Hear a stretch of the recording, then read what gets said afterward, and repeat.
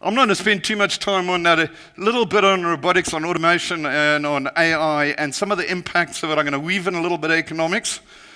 And essentially, the essence of what we're going to do in the next 45 minutes is to explore what it means to an individual. Not what companies need to do. You just heard about digital platforms and how you can migrate and do this and do that. The bigger issue is, what does it mean to you and I? Not so much me, because I'm very old. Younger people, there is a huge question mark out there now. What does this stuff mean in terms of what we know, and how do we deal with it? Best handle it. That's where we're going to try and go. The central thesis of what I'm going to share with you, or my thinking, is that this is not risk-based stuff. This is uncertainty. Where we're going with the fourth industrial revolution, we actually don't know. We can't imagine it.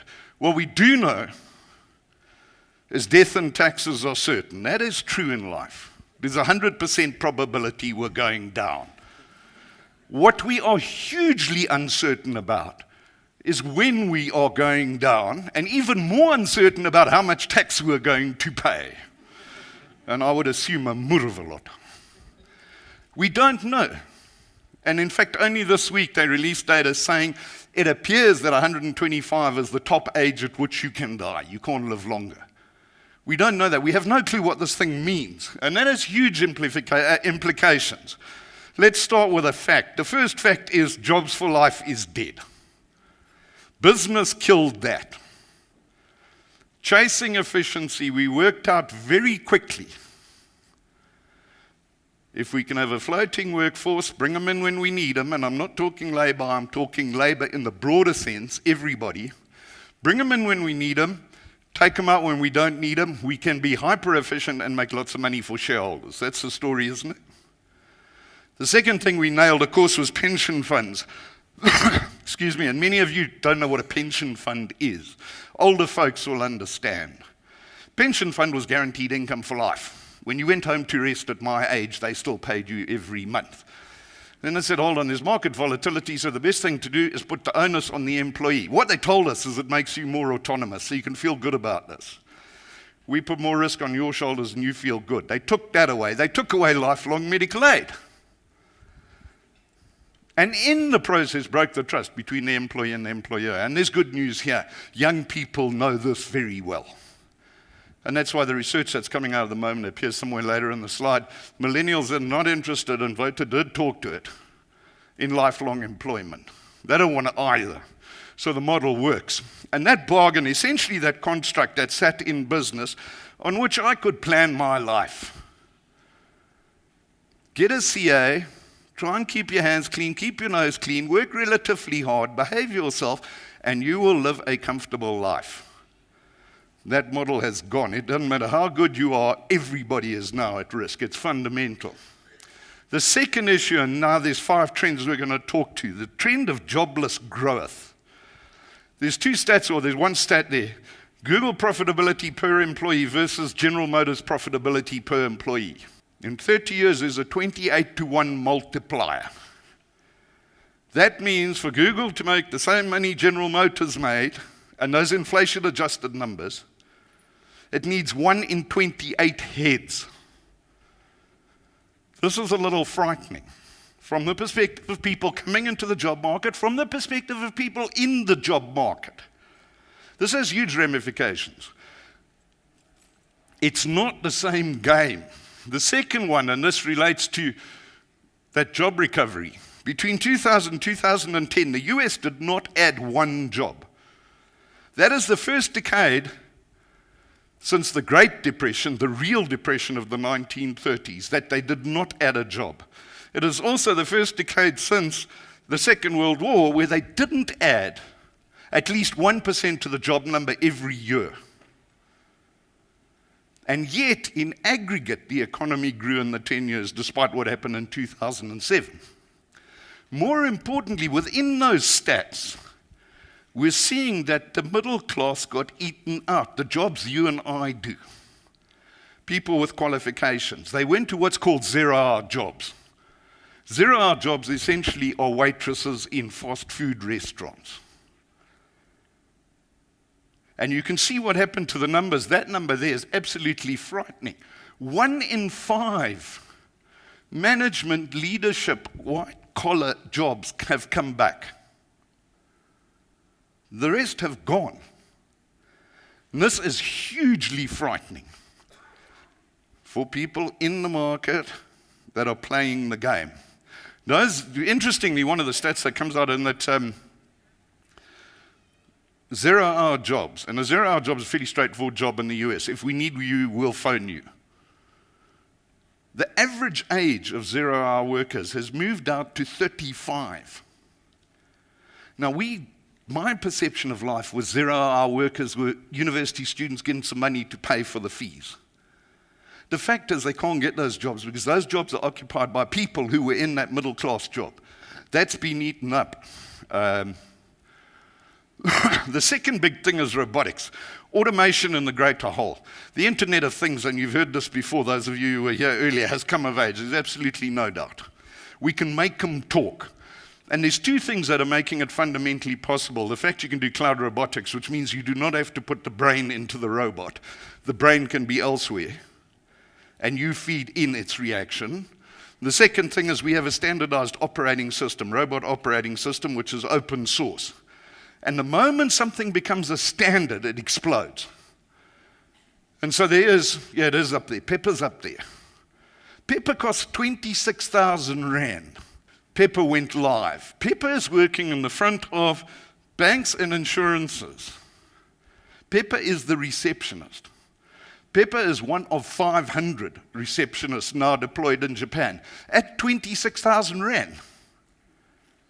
26,000 Rand is what you pay to headhunt a receptionist. And this one doesn't go home like any of that stuff, eh?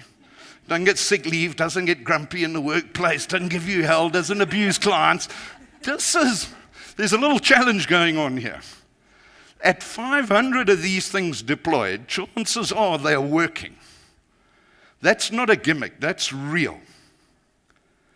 And this thing, a huge impact for us. The second part, and it doesn't appear on the slide, that algorithmic and heuristic work. Algorithmic work is repetitive type work that has always been at risk of automation. Heuristic work is work which involves thinking through, creatively coming up with solutions, and essentially exercising judgment. The big move we're seeing now through artificial intelligence, big data mining, is we're whacking heuristic work. That's getting knocked over. As early as 2007, when the Oaks wrote the number crunches, the French wine industry has a whole bunch of experts that sit on top of it, and you join the wine club. And I really am out of my league here, I'm a beer drinker. But you join a wine club and you pay money and they tell you buy Beaujolais as an investment for your grandchildren and that kind of thing. Mining the data on which wines have worked over the years, looking for variables, they found there's only 4 variables that count. And if the variables are within certain ranges, they can predict with a 95% accuracy whether that wine has value or not.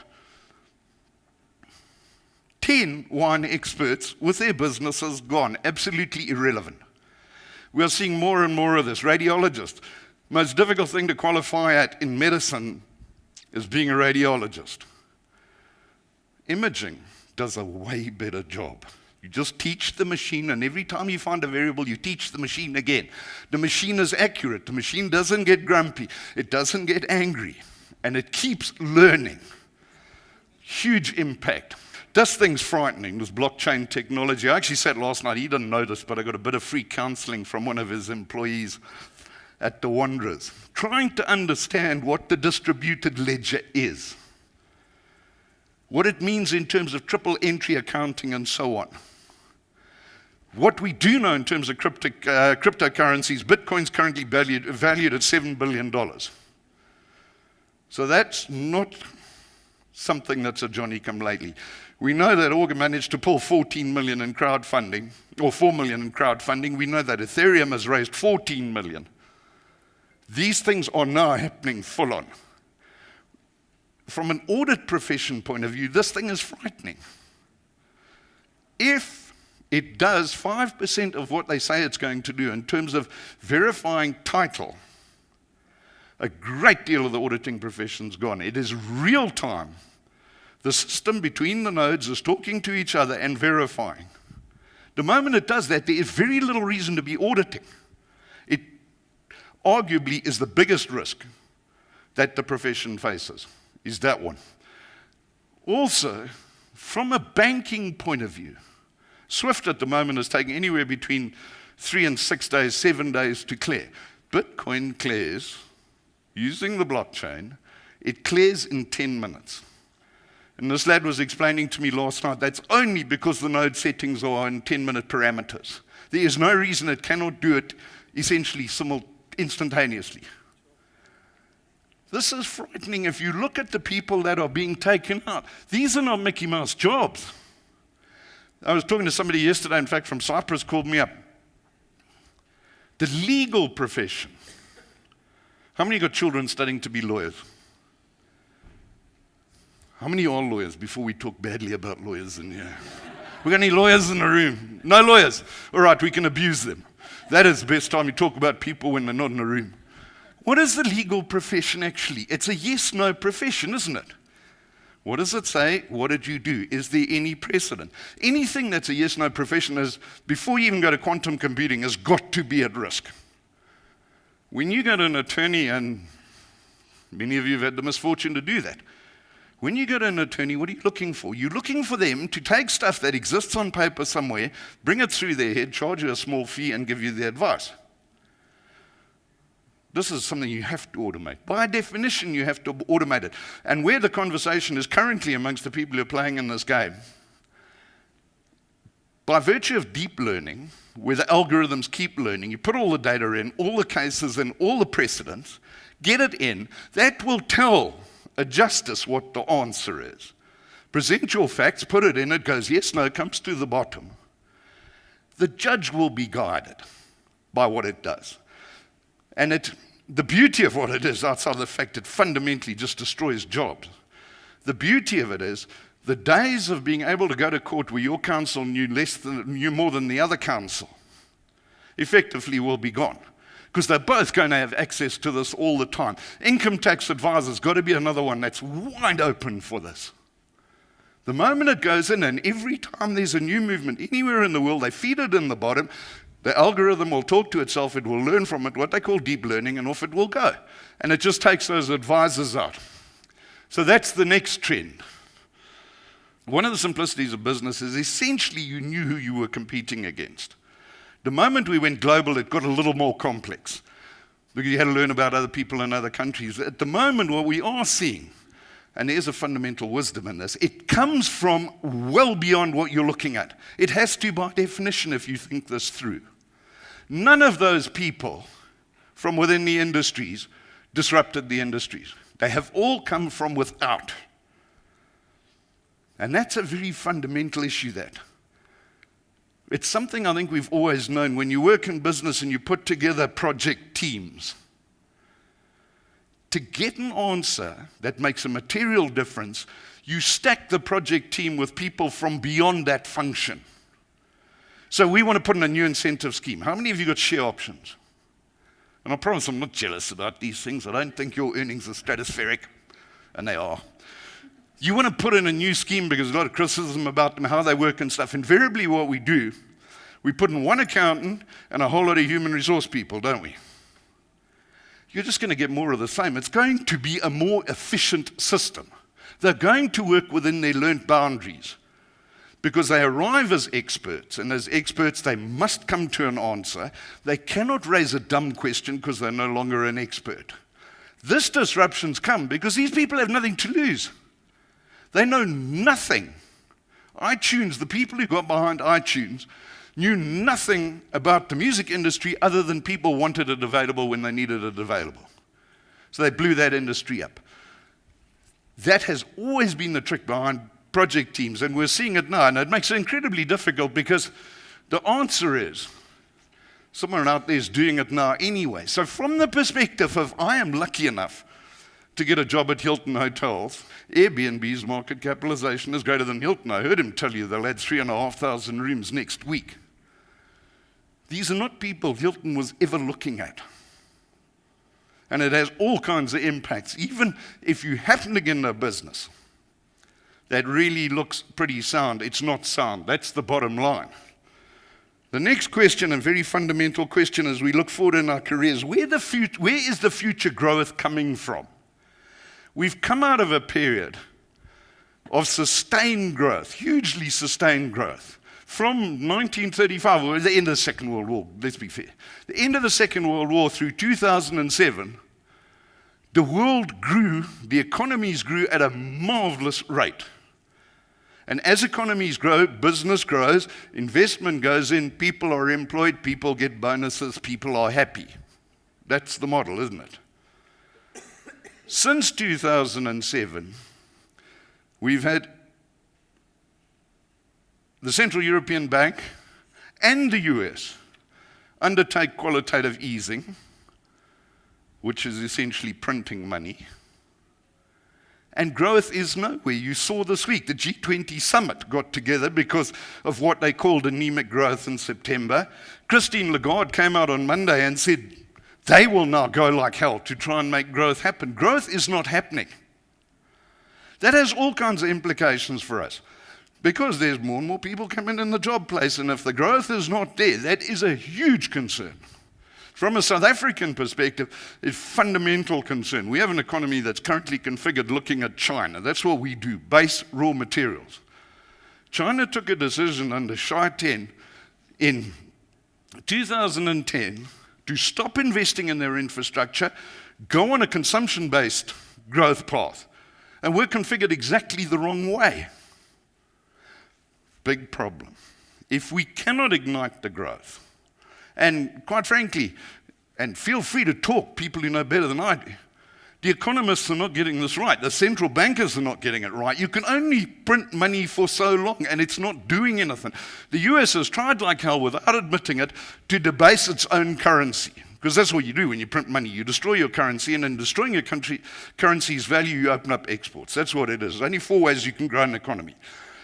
What the US may not have necessarily thought through, or they did think through, but they chose to ignore, is China's pegged its currency to the US anyway, so all it's doing is fueling inflation in China. That's what it's doing. And as fast as they print, China has to print. That's what's going on. Debt, by definition, and it will become clear when I start to talk at the individual level, debt is not necessarily a friend. What debt does fundamentally, it brings forward demand. When money is cheap, so Nedbank might phone me up. Well, in fact, they often do, normally to ask for their money back. But they might phone me up because they have extra money and say, this money's dirt cheap, pal. You've got to be a jerk not to take it. Currency's at risk. We got the hawks. Go and get yourself a flat screen TV. Looking at this saying, that is pretty cheap. I think I'll buy one.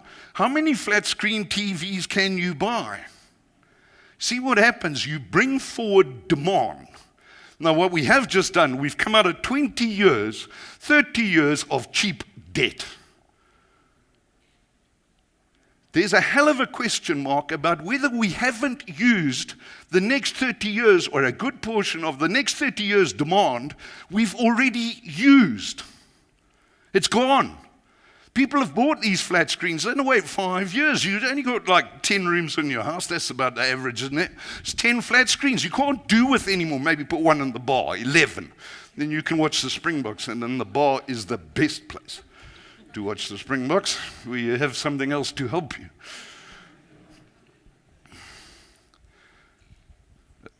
On the basis that it's not immediately visible, cheap money will create growth, and it's not working at the moment.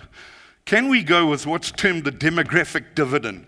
And this is particularly important to this country. I'm not using stats from here, I'm using stats from India, which Time magazine has just published.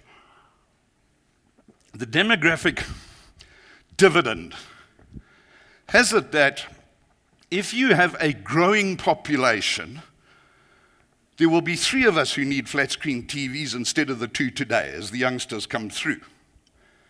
Therefore, you can sell more flat screen TVs. That, of course, presupposes that the 3 coming through have a job. Because not many businesses out there want to make flat screen TVs for people who haven't got jobs. India's numbers, and they are the ones who actually coined the phrase about the demographic dividend, Their average age in 2020 will be 29 versus 37. And I found that fascinating. 37 in China and the USA, the average age is exactly the same. 45 in Central Europe and continental Europe. And we would expect that because that has an aging population. So they got all young people coming, very similar to this country. Between 2006 and 2010, when they were growing at 8% per annum, they put 12 million in the workforce and only created 2.7 million jobs. And that's that jobless growth starting to count now. They're growing at 8% per annum, and they're not absorbing the people coming into the economy. Now it becomes particularly hard to talk about a demographic dividend. If this is not a dividend, this is a liability from a state perspective. And the macro in this model is there are huge implications for the state in this thing. What can we expect as we go forth and work? Well, simply all bets are off. We have no idea what the fourth industrial revolution is going to mean. The more you read about it, it verges from going to be world's greatest happiness through to the singularity. And certainly people like Elon Musk are worried about the singularity, and if he's worried, I'm worried because he's a very bright man. From our point of view, the game changed. Lifelong employment has gone. There are going to be huge periods of unemployment. Get used to it. It's going to happen. And it then becomes a question of on-off jobs. For the lucky few, 10%, they will join maybe Standard Bank and work for the next 35 years and be the CEO of Standard Bank, and that's marvelous. For 90% of us in the mainstream, it's not going to work like that. Standard Bank are going to get whacked somewhere. They're going to say, we have to contract, and they're going to take us out. And that has huge implications for individuals. The good news is millennials understand this, and that's where Voto was talking when I came in. They're interested in three things. The Deloitte research says this categorically: mastery, autonomy, and purpose. Mastery in that they want to be really good at what they do. They're driven by a passion to exceed and to perform and to excel. Autonomy in that they don't like being told what to do. And how many of you got teenagers, university students as children? Yeah, that's true, and the university students not particularly good at being told what to do. And the youngsters like a sense of purpose. If the company's not doing good and great things with a material meaning to the rest of the world, they don't want to work in it. That starts to allow us to develop a model of how they should face the future, how the young people should face it. In terms of doing this, because we don't know where the fourth industrial revolution is going, we haven't got a clue where this thing's going to end up. It means we cannot come up with well-crafted, well-defined plans. We have to resort to heuristics. Heuristics are simply rules of the thumb. Rules that have been out there forever and stood the test of time. What has stood the test of time? Yeah, beer, that's where we nearly are. And it's beer time, 3:55. Used to be South African breweries until last Friday, wasn't it? And that hasn't stood the test of time now. What I'm going to suggest to you, we talked to a couple of points, about 7 points here, about how we can play this game. They all come out of heuristics, things that have been around a long time and have proved their value, that maybe we got a little confused about. In order to show you that model, this is a personal adaptation we did of Taleb's work, Nassim Taleb's work, where he talks about, in a business context, fragile, robust, and anti-fragile. He tells you they're not in a continuum, but for our purposes, this model works. A fragile person, in the context of the fourth industrial revolution, a fragile person is a person who can't take a knock. That knock, losing your job for a 6-month period, trying to get back into the workforce. An anti-fragile person, on the other hand, can take the knock and carries on and gets by. What is the difference between the two? Because once we can see the difference between the two, we can plan a lifestyle that works. First point has got to be debt, and there's a slide on debt. And yeah, who's from the bank, sir? You're paying me money, and I'm telling people don't borrow money. That I'm going to say definitely debt makes you fragile. You can't lose your job when you're up to your eyeballs in debt. It's that simple. If you have no skill, or you have skill like me because you passed the CA and I don't know, when I wrote it, there was like 4 standards there. We didn't have like any of that IFRS stuff. AC 101, 104, and I still only shot through with 51. How do you extend with IFRS? It's impossible. I am technically obsolete. So I don't practice as a CEO, so that's the only thing in my defense. I'm carrying debt. I'm not technically obsolete, so that means any job that means I have to like prepare annual reports. So this is not really going to work either. One of you youngsters will shoot the lights out there. Have a whole lot of children. That's going to cost a bit. That person is fragile. Anti-fragile person, and this is the model we built, fairly simple. Has a whole lot of wisdom, is highly skilled, is very committed, is not indebted. They can take the knock. And the model we're suggesting to young people, watch that thing hard, and it has all kinds of implications in our society. The first one, and I said this, when we are indebted, we are fragile. And business knows this. I had 1 or 2 really good heart-to-heart conversations. Inadvertently, I grew up probably in a less conventional manner. I only got married at 40. I didn't have any children. I bought a house in Wendywood that was pretty close to some of those little things you see on the TV. I think it cost about 400,000 rand or something, but had a swimming pool and a sauna, and as a single person who wanted a hell of a lot else you needed, maybe a fridge. And my wife was the professional, and we never had children. And inadvertently, we created a degree of anti-fragility. In that, for a long time now, we haven't any debt. You're investing money as opposed to borrowing money. Reverse it and look at the part business likes. It gets very bright young people in there. The first thing it does, and it's business pressure and societal pressure, it's found its way into society. Sure, if you work at this level in the bank, you can't drive an Opel. Better get a Mercedes. And while you're there, get the ML with the M on the back. Phone up Westbank, and of course Westbank are willing because they had lots of money, so you're in for 1.4 bar there. And you can't live in Wendywood. You know what kind of O's live in Wendywood? Sandhurst. No, some of you old people are saying you're talking about Anglo-American. I may well be talking about Anglo-American. Moving to Sandhurst, because houses are cheap there. Anything. 4 bedrooms, 12 million. That's easy. We owe that one to Nedbank. And it's not normal for young people not to have kids. You must have kids. That's an important part of society. So let's have 2. Maybe have 3, because accidents are a fact of life as well, aren't they? God always has other plans. So we now have 3. And if you have 3 kids, you can't send them to Indywood High. They better go to Hilton. And Hilton is dirt cheap, isn't it? It's only about 250K a year per kid, and then they also want to do all this other ballet and photography, so round that up to 500. What sort of person have you got now? They owe Nedbank 9 million on their house in Sandhurst. They owe Westbank 1.4 million on their ML. And they got 3 children bombing around at Hilton, spending dad and mom's money like it's the last day to chow cash, that little Pokemon thing. This person is fragile, bottom line. Doesn't work. It simply doesn't work. And where it takes us is into that stuff. Something we got wrong in this country, which is amazing. I worked for Americans in a private equity buyout.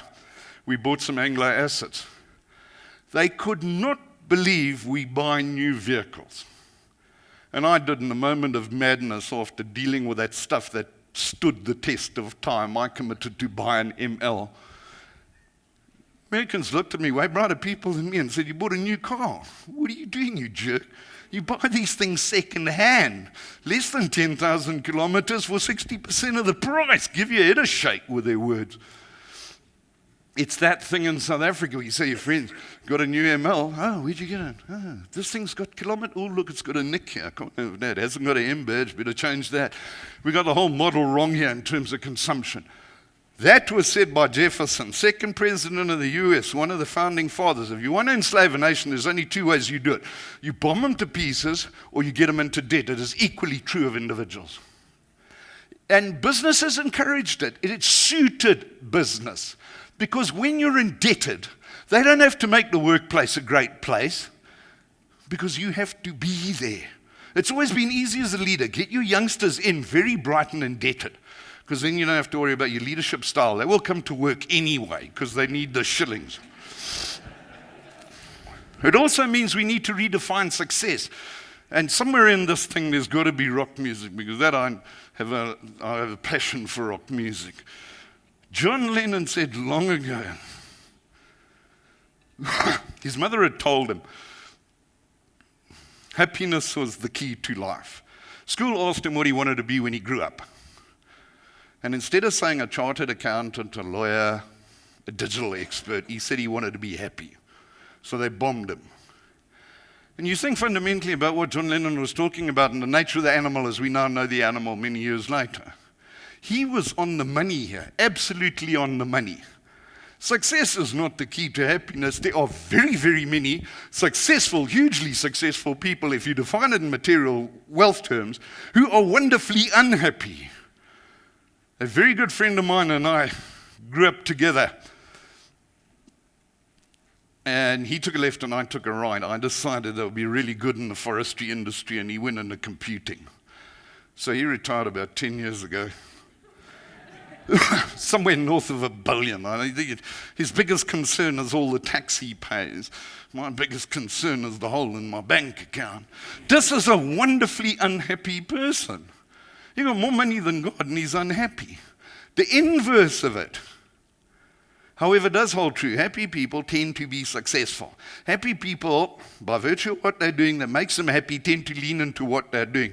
And the key point there is we need to define with the young people what we're after. Trying to teach young people the Mercedes, the house and Sandhurst and stuff is rubbish. All we're doing is setting them up to get hammered. And you people employ lots of young people. Be honest with them. Drive the Opel Corsa 1.3. You can pay it off in a year. And you know this. Many of you know this.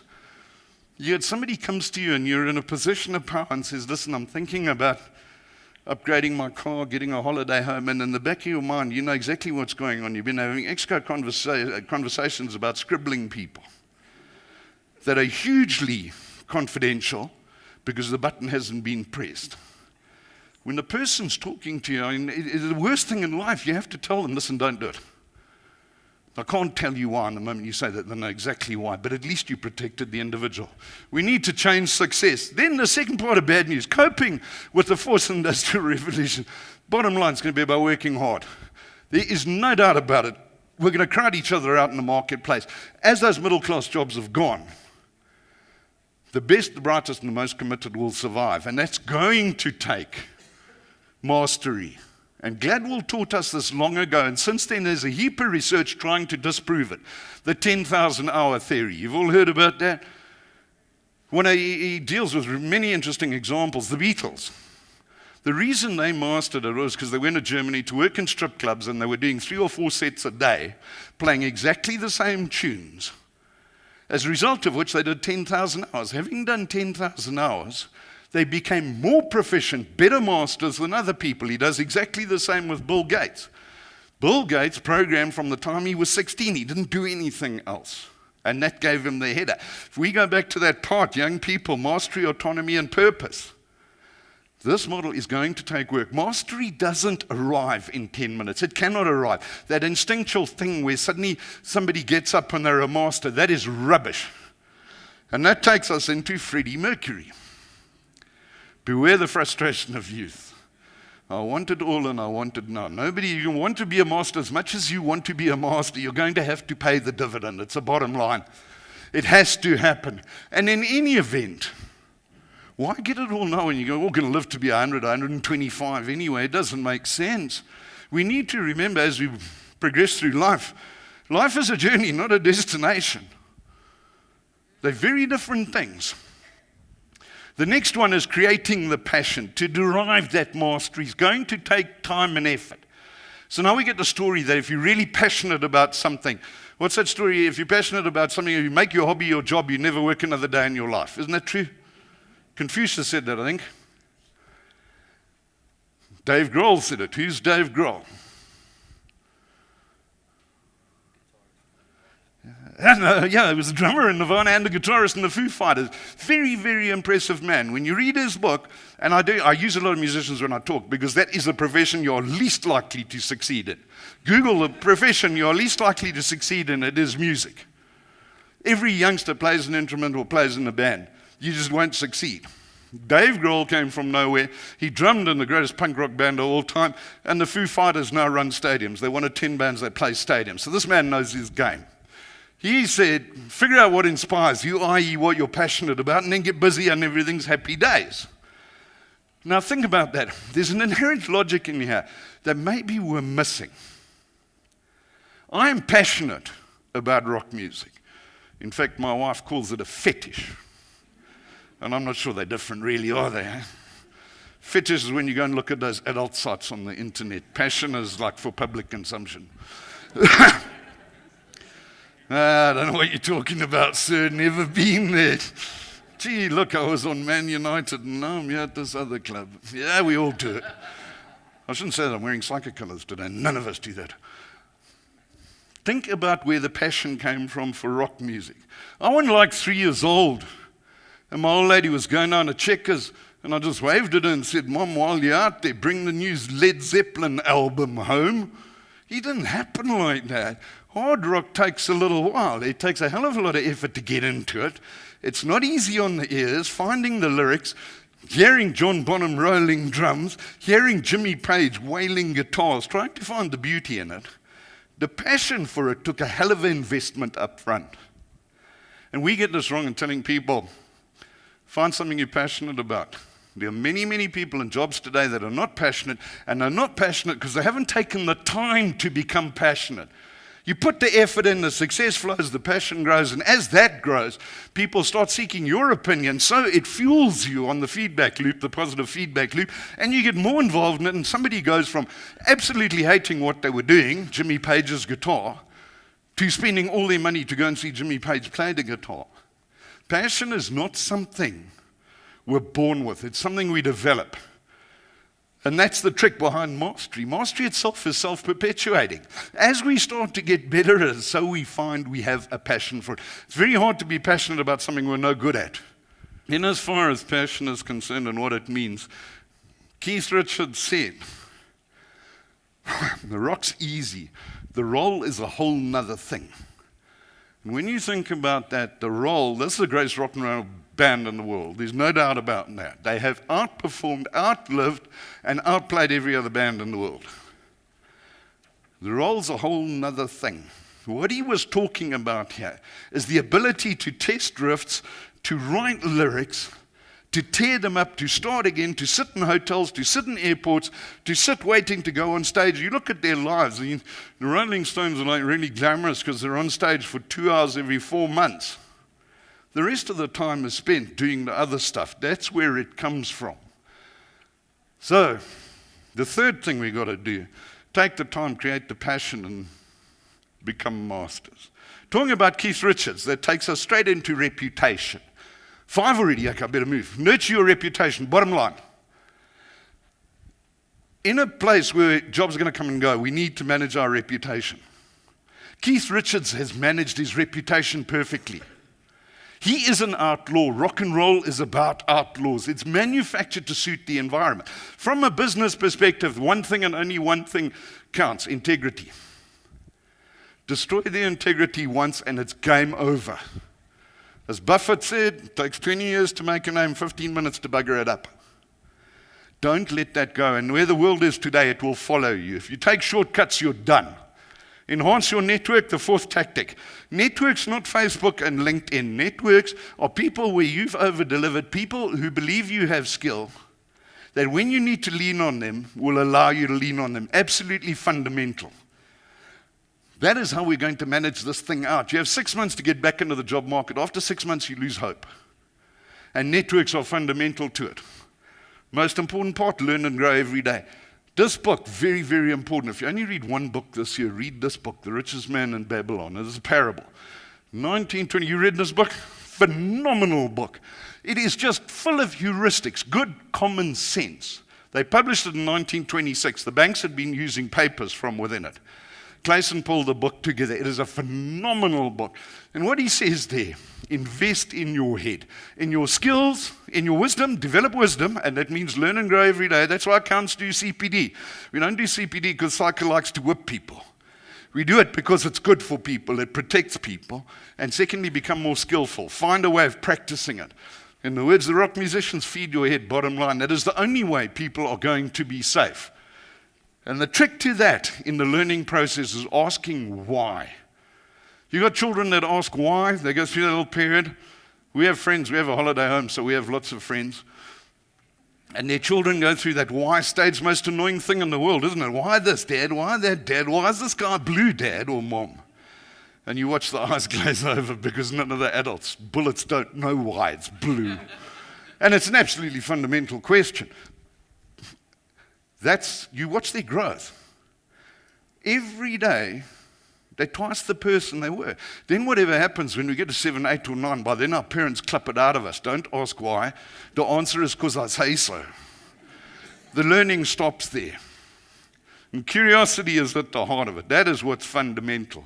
Look for learning projects, as we spoke earlier. It's going to be a series of gigs, so you must get them. Somebody's developing a new marketing platform, Omnimedia. You know, I'm the accountant. Get in there. You come without the functional boundaries they have. You will ask the why questions. You will stretch their thinking, and from that we learn and feed our heads. When you play to win. Bottom line, the way this is going to work, it's going to be survival of the fittest because the jobs are going. It is way better to be on what is your left than the right. There's no point in playing unless you wish to win, and I say that today, knowing that Saturday that program might change pretty odd. In the event, you take that to heart.